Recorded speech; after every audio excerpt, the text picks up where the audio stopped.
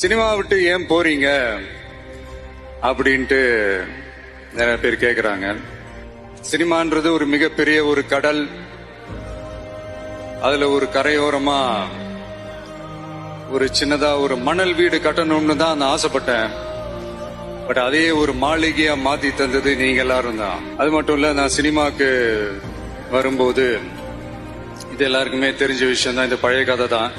நான் ஃபேஸ் பண்ணாத விமர்சனங்கள் இல்ல, நான் ஃபேஸ் பண்ணாத அவமானங்கள் இல்ல, இந்த மாதிரி நிறைய காயங்கள் அதெல்லாம் தாண்டி தான் வந்திருக்கிறோம்.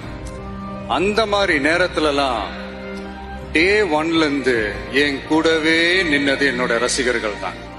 ஒரு நாள் 2 நாள் இல்லைங்க, கிட்டத்தட்ட ஒரு 30-33 வருஷத்துக்கு மேல என் கூடவே நின்றுக்கிறாங்க.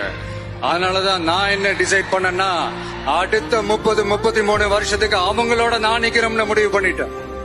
எனக்குன்னு ஒண்ணுனா வந்து தியேட்டர்ல நிக்கிறாங்க, நாளைக்கு அவங்களுக்குன்னு ஒண்ணுனா அவங்க வீட்டுல போய் நிக்கணும்னு நான் முடிவு பண்ணிட்டேன். எனக்காக எல்லாத்தையும் விட்டு கொடுத்த என்னுடைய ரசிகர்களுக்காக நான் சினிமாவையே விட்டு கொடுக்கிறேன். இந்த விஜய் சும்மா நன்றின்னு சொல்லிட்டு போறவன் கிடையாது, நன்றி கடனை தீர்த்துட்டு தான் போவான். Download ShareChat.